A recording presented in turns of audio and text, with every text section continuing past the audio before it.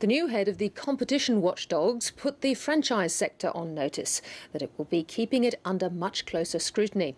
The ACCC chairman, Rod Sims, says the sector needs to improve its image if it's to grow, pointing to what he calls the imbalance in the relationship between franchisors and franchisees, which too often leads to conflict.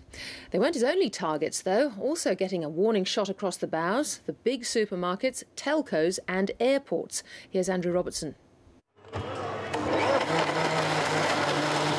Getting the mix right in a Wendy's franchise has proved tricky for Trevor Banks. He argues the franchisor has all the power. The imbalance comes from having to purchase at the franchisee pricing, where largely their products are supplied by companies that they either are involved with or they get rebates from. And it's that perception the Australian Competition and Consumer Commission now says it's ready to tackle by playing a more activist role. The ACCC, I'd like to think, can play a bit of a helpful role for franchising by perhaps a stronger enforcement of the code, particularly using some new audit powers that we've now got. Those powers will allow Rod Sims' team to inspect the books of franchisors.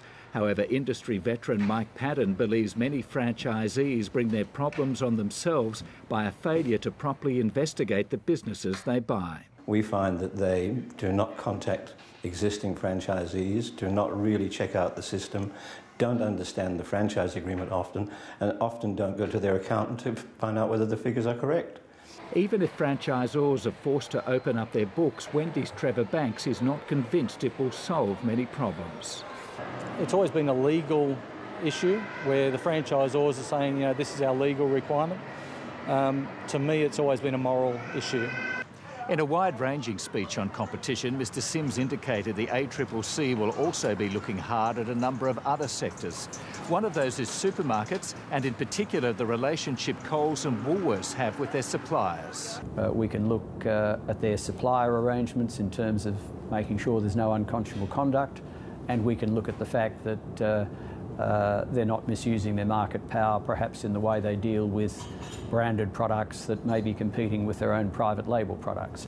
Mr Sims also has in his sights the monopoly power of airports and the role of Telstra as the national broadband network is built.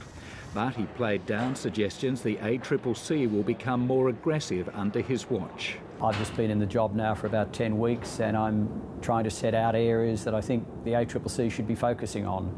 Including taking legal action.